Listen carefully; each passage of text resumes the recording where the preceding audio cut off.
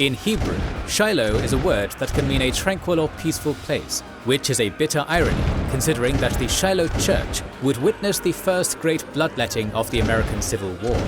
The Confederacy was reeling after losing the border states and Middle Tennessee in early 1862. However, its western armies were far from beaten and launched a series of counter-offensives during 1862, successfully stalling the Union's advance. However, their gains were fleeting, and by the end of the year, the Union had fully regained the initiative. In our latest video on the war that divided the American nation, we will explore the dramatic confrontations at the battles of Shiloh, Corinth, and Stones River.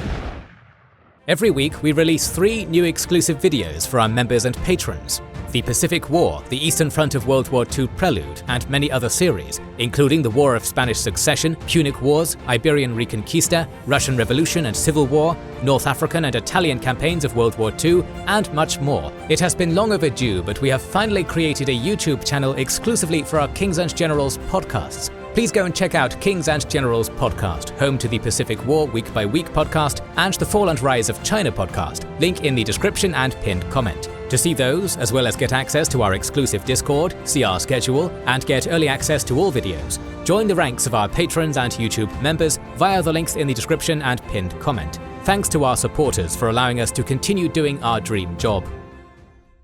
General Albert Johnston of the Confederate Department of Mississippi was under considerable pressure following the loss of Forts Henry and Donelson from not only Union forces but also Confederate politicians. Tasked with defending territory many times greater than Joseph Johnston's Department of Virginia, with far fewer soldiers and resources, he'd made hard but unpopular decisions. Evacuating Kentucky and Middle Tennessee was strategically necessary, but economically and politically disastrous. Nashville was a major rail hub, gunpowder factory, and food producer, and it was also Tennessee's capital. Its loss crippled the Confederacy's logistics and economy, while severely undermining its legitimacy. Governor Isham Harris understood and agreed with Johnston's decision, and Jefferson Davis defended him, but many other politicians denounced him as a coward. Johnston didn't publicly respond. He knew only a victory would silence his critics, but his prospects were dismal. He had about 30,000 troops available to defend Corinth, Mississippi. The crossroad of 2 major rail lines, Corinth controlled all the supply lines to western Tennessee. If it fell, Memphis would have to be abandoned. Worse, it would render all other rail lines west of Chattanooga worthless and open Mississippi to invasion, and the Federals knew this. Meanwhile, Department of Missouri Commander Major General Henry Halleck was busy using Brigadier General Ulysses Grant's victory at Fort Donelson. He immediately recognized Grant as both an important asset and as a threat to his own ambitions. Grant had considerable field command skills, but lacked political acumen or ambition. Halleck had never actually led troops, but had considerable political acumen and ambition. Knowing that Lincoln only valued the former, while Grant didn't understand political maneuvering, Halleck moved to advance his career while keeping Grant at heel. Halleck recommended Grant and several other subordinates for promotion, while arguing that he should command all Western armies as the most senior general outside Washington. However, Lincoln only promoted Grant. Shortly thereafter, Grant went to Nashville to confer with Department of the Ohio commander Don Carlos Buell about attacking Corinth. By the most technically narrow and strict definition, this was abandoning his military district, a marginally court-martialable offense at worst, so Halleck used the excuse to suspend Grant's command. Halleck was just asserting dominance, and quickly restored Grant, but he also protected Grant. Rivals had dredged up Grant's past alcoholism and were accusing him of misconduct, including drunkenness and looting. Halleck lied to the press that the suspension was for an investigation, which turned up nothing, and the accusations went away. Grant never learned Halleck's real intentions, as expected, and actually thanked him for the help. Meanwhile, Halleck's department continued winning victories. Samuel Curtis secured southwestern Missouri, while John Pope cleared the southeast. Following Pope besieging New Madrid and Curtis's triumph at Pea Ridge, Halleck again asked for Western command. While his involvement was only on the logistical and administrative side, Halleck's department was the only one actually doing anything. His ability to find fighting men and keep them fighting was enough for Lincoln to agree to give Halleck command of all Federal troops from Kansas to Ohio on March 11th. Halleck believed that Corinth was as vital to the Confederacy as Richmond, and scouting reports indicated that Johnston's army was under-equipped, under-strength, and demoralized. Therefore, Grant and Buell would link up at Pittsburgh Landing. Halleck would then bring reinforcements and lead the combined overwhelming force to Corinth as quickly as possible. But reports were wrong about the last point. The retreat from Kentucky had been demoralizing, but Johnston and his second-in-command, PGT Beauregard, successfully restored morale while working on the other deficiencies. 15,000 men under Braxton Bragg were pulled from the coastal defenses to bolster the Army of Mississippi. Earl Van Dorn and the Trans-Mississippi Army were supposed to join them, but it was still reassembling after Pea Ridge. By early April, it was clear to Johnston that even if Van Dorn made it, the Federals would greatly outnumber him, and his men still had outdated equipment. Therefore, Beauregard advocated attacking first. According to Nathan Forrest's cavalry, Buell still hadn't reached Grant, and his camp wasn't fortified. If they marched their 45,000 men quickly, they could surprise and overwhelm the 40,000 Federals at Pittsburgh Landing before Buell arrived. In Beauregard's romantically inclined mind, a surprise attack would let them drive the Federals all the way back to Bowling Green. Johnston was skeptical, but it was better than the other options. Grant hadn't fortified his camps because he always focused on what he would do to the Confederates, not what they could do to him. Grant's orders were not to let the men get comfortable in camp and maintain offensive spirit through drill. 5 divisions were sent to Pittsburgh Landing on March 11th, while the 6th guarded the supply depot at Crump's Landing. The Green divisions under William Sherman and Benjamin Prentiss camped in rougher conditions around Shiloh Church to help the raw recruits acclimate to Army life. Grant himself headquartered in Savannah, Tennessee, for its telegraph lines. Grant expected Buell to arrive by late March, but Buell didn't even begin marching from Nashville until then. Neither he nor Grant felt the need to hurry the march. The Confederates marched out of Corinth on April 3rd, intending to attack on April 4th. The 20-mile march would have been easy for experienced troops, but Johnston's men and officers were green. Consequently, the march was confused, inefficient, and slow. It wasn't completed until dusk on April 5th. Beauregard lamented that Buell had to have arrived by then, surprise was lost, and the attack should be called off. Johnston refused, stating that he'd fight if they were 1,000,000. The reality was that retreating after such a march would cause mass desertion and lead to all the general officers being dismissed at best. However, the Federals weren't aware of Johnston's advance, despite pickets reporting rebel activity. Forrest's cavalry had raided the area recently, and Grant's division commanders assumed he was back. Grant only alerted Lew Wallace, believing that Forrest would attack Crump's Landing. In fairness, Forrest was back, but was only scouting ahead of Johnston's advance. That night, Grant wired Halleck that he didn't expect an attack, while Sherman and Prentiss told their men there was nothing to fear. However, Colonel Everett Peabody was worried. The woods were too noisy, yet also too quiet, and pickets were sighting rebel scouts. Something wasn't right. Thus, he sent out 5 companies to patrol the Shiloh woodland at 0100 and put the rest of his brigade on alert. At 0500, Peabody's patrol ran into Confederate pickets in Fraley's cotton field. The ensuing skirmish forced Johnston to order a general attack at 0530. Fatefully, Johnston ordered Beauregard to remain at headquarters to direct reinforcements and supplies, while he rode forward to direct the battle. By then, Peabody had raised the alarm. Prentiss furiously thought Peabody had provoked a battle against his orders until the rebels' organization and determination made him realize that Peabody had actually disrupted a major attack. William Hardee's corps reached Sherman's camp at 0700, while Bragg's corps made contact with Prentiss at 0730, having taken 2 hours to get organized and fight through Peabody's brigade. Sherman didn't believe he was under attack until bullets grazed him and killed his orderly. Finally realizing the situation, he rapidly organized his division to resist. The other 3 Union divisions shook themselves awake and moved to support Sherman and Prentiss. In response, Beauregard ordered Leonidas Polk and John Breckinridge to the attack's flanks, widening the line to envelop the Union flanks. Back in Savannah, Grant was sitting down for breakfast as Buell's lead division arrived across the river, when the sounds of battle drifted downriver. On crutches after a riding accident, Grant limped into action, ordering Buell's men to keep marching along the east bank and cross at Pittsburgh Landing. Grant then hobbled aboard a southbound steamer, stopping at Crump's Landing to order Wallace to get marching. Pittsburgh Landing was in chaos when Grant arrived around 0900. While as a whole his army was fighting fiercely, thousands of Green recruits had panicked and run at the first sight of the enemy. Even veteran units had fled after being overwhelmed or running out of ammunition.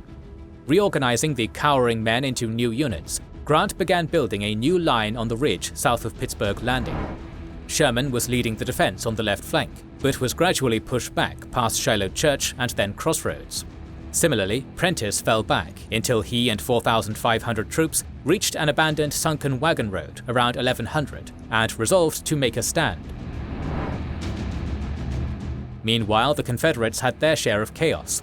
The dense woods, brush fires, and gunsmoke ruined unit cohesion, and thousands of Green Confederates were fleeing, just like the Federals. Johnston tirelessly rode up and down the line, encouraging faltering units, while Beauregard rounded up stragglers and sent them back into battle. The Federals on the left and right were pushed back past Prentiss's position, remembered as Hornet's Nest. Grant ordered him to hold at all costs, and Prentiss complied. Johnston spent 2 hours unsuccessfully assaulting Hornet's Nest as the Union flanks began collapsing. At 1400, he was hit in the thigh while riding ahead of Breckinridge's troops. It appeared a minor wound until Johnston slumped and nearly fell from his saddle. His popliteal artery had been severed, and Albert Johnston bled to death at 1430. Davis later lamented that this was the moment the Confederacy lost the West. The gunboats USS Tyler and Lexington arrived and bombarded the Confederates to cover retreating Union troops. Only Prentiss held his ground, and Beauregard sent 18,000 soldiers to end him. However, the attacks were uncoordinated and piecemeal, allowing Prentiss to hold out until 62 cannons were concentrated against him, blowing apart the natural cover. A final assault forced Prentiss and 2,200 troops to surrender at 1730, as the rest escaped. At 1800, Beauregard halted the attack. His troops were too exhausted and disorganized to make the final push against Grant's breastworks on the ridge, though he expected to finish the job tomorrow. During the night, Lew Wallace and 2 of Buell's divisions finally arrived. Wallace had gotten so lost on poorly marked roads that a 2-hour march took all day. Grant's men rested and reorganized, while Beauregard slept in Sherman's tent, though his troops didn't, as heavy rain arrived while the warships Tyler and Lexington fired into their positions all night. Some officers advocated retreating, but Grant refused. The army was reconcentrated and reinforced. They would attack at dawn. Forrest discovered this during the night, but failed to find and warn Beauregard. Dismissed by other Confederate generals, Forrest disgustedly predicted, "We'll be whipped like hell." He was right. At 0500, Grant and Buell's 45,000 troops attacked along the whole line. Beauregard had only 20,000 effectives left and was steadily pushed back to his starting position. At 1400, the Confederates began withdrawing and abandoned the field by 1530. Grant's infantry was exhausted, and he didn't have the cavalry to pursue. However, Sherman unsuccessfully attacked Forrest's rearguard the next day. Both armies suffered around 10,000 killed or wounded, with another 2,885 Federals and 959 Confederates captured or missing. Only 12,000 were killed or wounded across all major battles during the first year combined. Both sides were shocked by the casualties, and firestorms of criticism were leveled against Grant and Beauregard, though the upcoming year's battles would make such numbers mundane. Both generals ignored the press and focused on the battles to come. Lincoln defended Grant, saying, "I cannot spare this man. He fights." Halleck arrived at Pittsburgh Landing and took command of both armies on April 11th. Grant wanted to move immediately, but Halleck demurred. The supply lines were too stretched for his liking, and he wanted to bring Grant's army back up to strength. Additionally, he'd ordered Pope to join them after Island No. 10 fell on April 7th. While waiting, Halleck removed Grant from Army Command to serve as his second-in-command, a meaningless position, while George Thomas temporarily commanded the Army of the Tennessee. While primarily done to prevent Grant from outshining him, Halleck also knew the press would stop attacking Grant if they couldn't see him. It worked, and by June, Grant was back in national good graces. Beauregard fell back to Corinth and linked up with Van Dorn. A master siege engineer, Beauregard swiftly turned Corinth into a fortress. However, he realized this was a mistake shortly thereafter. Corinth's water supply was limited, and what Beauregard's 65,000 men weren't drinking up was being fouled by waste. Typhus and dysentery were rampant. Worse, the Federals refused to assault his fortifications, rendering them worthless. Instead, Halleck's 120,000 men crawled forward, starting April 29th. Refusing to allow another Shiloh, each army advanced less than a mile per day before stopping to fortify their position. Beauregard repeatedly probed the advancing juggernaut to either find a weakness or provoke an actual attack, but nothing worked. Pope repeatedly tried to take the bait, but Halleck had Grant restrain him. Instead, the Federals just fortified their way forward until Corinth was in artillery range on May 29th. Beauregard had to evacuate. His sick lists were longer than the Shiloh casualty list, and there was no hope of relief. To prevent Halleck's attack, he issued rations to several units and ordered them to prepare to launch an assault. As expected, deserters fled to Union lines with the news. As trains began taking sick troops out of Corinth, bound for Tupelo, he had the men cheer as if reinforcements were arriving. The ruse successfully convinced Halleck to halt earlier and build stronger fortifications than normal. By morning, Beauregard had escaped Corinth, letting Halleck claim the pestilent thirst trap. Grant wanted Halleck to move against Vicksburg immediately, but it was impossible. A wet spring had turned into a drought, and there wasn't enough drinking water for the army. River levels fell too low for steamships, leaving only badly damaged railways for supply lines. Therefore, Halleck dispersed the army to rebuild damaged rail lines, pacify the conquered territory, find enough water, and just get out of disease-ridden Corinth. Additionally, Lincoln was hounding him to send an army to eastern Tennessee. A Unionist hotbed under Confederate occupation, Lincoln had romantic notions of using a reunified Tennessee to tempt other rebel states to rejoin the Union. Halleck knew that wouldn't work, but Chattanooga was an important strategic target. Therefore, he ordered Buell to take the city, while Grant was restored to Army command to take Vicksburg. In July, Halleck and Pope were called east. Grant and Buell were independent commanders again, and William Rosecrans took over Pope's command, which was now part of Grant's army.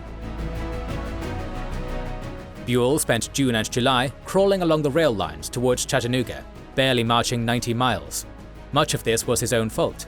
Like McClellan, he hated battles, believed in a limited war for limited ends, and always moved with excessive caution. However, Forrest was ruthlessly destroying the rail lines, and he could only move as quickly as repair crews worked, which got worse when John Morgan's Kentucky cavalry began raiding the supply lines from Nashville. Meanwhile, in Tupelo, Beauregard was relieved of command after leaving the army to recover from Corinth. Davis replaced him with Bragg, who began planning a new offensive with Van Dorn. Department of East Tennessee Commander Edmund Kirby Smith was constantly asking Bragg to reinforce him, then invade Kentucky. Morgan and the Confederate shadow government claimed that Kentucky was eager to join the Confederacy. More importantly, Smith and Bragg could loot Union supply dumps. After much consideration, Bragg agreed and moved his army via a 776-mile railroad detour to Chattanooga. Van Dorn would keep Grant pinned down and retake Corinth if possible.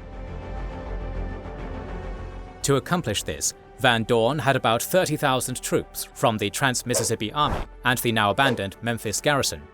Defeating Grant's 55,000 men in open battle was hopeless. Instead, he tried to trick Grant into giving up Corinth through constant feints and simultaneous raids against multiple targets.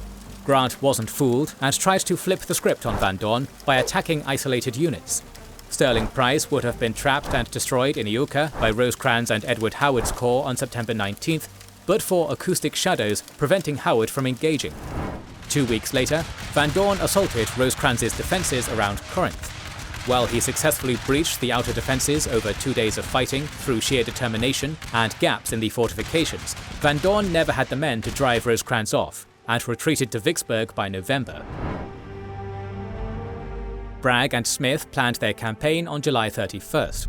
Bragg's Army of Mississippi was too exhausted to advance immediately. Smith would move north alone to clear the Cumberland Gap, before linking back up with an advancing Bragg, who would be in overall command as senior general. The two forces would then move into Kentucky, severing Buell's supply lines and forcing him into a decisive battle. Victory would deliver Kentucky to the Confederacy. However, Smith had no intention of letting the senior Bragg take all the glory. He isolated, pinned and bypassed the Federal garrison in the Cumberland Gap on August 9th before informing Bragg the deal was off. Therefore, he moved his 20,000 troops to Knoxville before marching towards Lexington on August 14th. Bragg finally moved out of Chattanooga on August 27th with 34,000 troops. By pure coincidence, this and Van Dorn's operations coincided with Lee's Maryland campaign, making this the largest Confederate offensive of the war. Buell gladly gave up his plodding march east to move north and protect Louisville. Smith moved rapidly, capturing 4,000 raw recruits at Richmond on August 30th, before moving on to Lexington and Frankfort, causing panic and spurring mass recruitment in Cincinnati and Louisville. Bragg captured another 4,000 men at Munfordville on September 17th. Buell arrived at Louisville in early September. He was content to let Bragg take central Kentucky until Halleck threatened him with a possibly not metaphorical guillotining if he didn't engage, and finally advanced with 60,000 troops in early October. Bragg couldn't fight Buell alone and asked Smith to link up at Bardstown. Instead, Smith inaugurated a Confederate government in Frankfort on October 4th, which Bragg attended, leaving his army under Polk's command. Polk moved the army to Perryville against orders, thinking that Buell was moving right for him.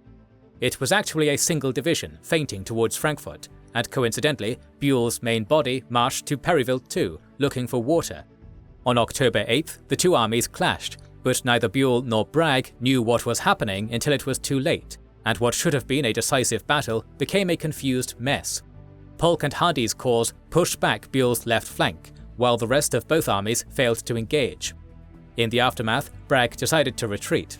His subordinates were insubordinate, Smith was uncooperative, and Kentucky wasn't as welcoming as he'd been assured. He'd brought 20,000 muskets to arm new recruits, and had given out less than 2,000. Outnumbered by Buell and another army marshalling in Cincinnati, Bragg ordered Kentucky abandoned again, retreating to Murfreesboro. In the aftermath, Bragg and Smith's armies merged and were renamed the Army of Tennessee on November 20th. Initially 46,000 strong, Bragg was ordered to detach a division to help defend Vicksburg on December 16th.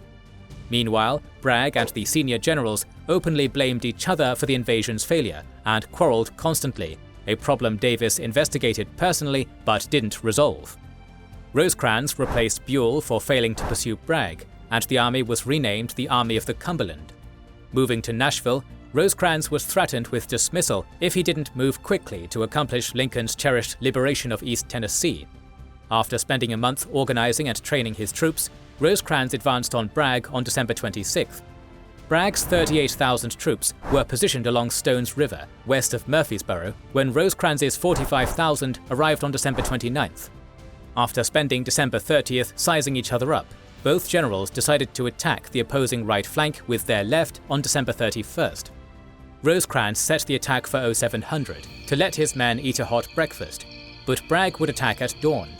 During the night, the army's bands fought a musical battle that ended in a simultaneous rendition of Home Sweet Home. At 0600, Hardee's corps attacked Alexander McCook's underprepared right wing, which briefly held before crumbling. At 0700, Thomas Crittenden's left wing crossed the river for its attack, only to be recalled as Rosecrans responded to McCook's collapse, personally racing around the battlefield to direct troops where they were needed, while growing increasingly blood-spattered as men died around him. Polk launched the second wave of attacks at 0700, driving towards the Union center. Fortunately for Rosecrans, Philip Sheridan had anticipated an attack. His division had been ready and in line since 0400. As the attack rolled forward, his men resisted fiercely in a cedar forest remembered as the Slaughter Pen. By 1000, the Union's right had been pushed back nearly 3 miles, and Sheridan was under attack from 3 sides, finally withdrawing at 1100. Hardee pressed forward. but the rest of George Thomas's divisions were in place, and the attack broke against what locals called Round Forest, but history remembers as Hell's Half Acre. 2 blunders saved Rosecrans. On the rebel right, Breckinridge had seen Crittenden's men cross the river to attack him, but not their retreat. As such, he was prepared to receive the aborted attack, rather than advance himself. At 11:30, he refused an order from Bragg to send reinforcements to Hardee, before accepting one to attack to his front, only to embarrassingly discover the Federals were gone. Shortly afterward, he was ordered to halt and turn to meet a different attack. Bragg had received false intelligence about a Federal force moving to turn his flank down Lebanon Turnpike. By the time he learned the truth, the Federal line had stabilized. Breckinridge finally launched a limited attack on the Federal left at 1600, but it went nowhere, and fighting ended at 1630. Bragg was certain he'd won, and that in the morning, Rosecrans would be gone. However, in the Federal camp, Thomas argued correctly that Bragg's attack had actually forced them into a better defensive position than they'd started in. With his lines of communication and supply as secure as they could be with Confederate cavalry roaming around, Rosecrans dug in. New Year's Day of 1863 was a miserable one, as freezing rain fell all day. Union wounded being evacuated to Nashville reinforced Bragg's belief that Rosecrans would retreat, so he did nothing. Rosecrans sent a division back across the river to protect 2 crossings and occupy the heights. Finally realizing that Rosecrans wasn't retreating, Bragg ordered Breckinridge to attack the isolated division at 1600 on January 2nd to encourage a Federal retreat. It was a trap. The front line fell back across McFadden Ford, luring the Confederates into a 57-gun artillery trap, routing them. The standoff continued into January 3rd, when Federal reinforcements arrived and Thomas pushed Confederate sharpshooters out of their forward trenches. Bragg finally accepted that Rosecrans wouldn't retreat. He only had 20,000 effectives left, and was warned that Rosecrans could be reinforced up to 70,000 soon. Seeing no viable alternative, Bragg retreated to Tullahoma at 2200, having inflicted 13,906 casualties and taken 11,739. The Confederacy's Great Western offensives were over. Lincoln thanked Rosecrans for delivering a sorely needed victory following the Fredericksburg disaster. Join us next time as Grant launches his legendary Vicksburg campaign. To ensure you don't miss that, make sure you are subscribed and have pressed the bell button to see it. Please consider liking, subscribing, commenting and sharing, it helps immensely. Our patrons and YouTube members can watch more than 200 exclusive videos. Join their ranks via the link in the description, or by pressing the join button under the video to watch these weekly videos, learn about our schedule, get early access to our videos, access our private Discord, and much more. This is the Kings and Generals channel, and we will catch you on the next one.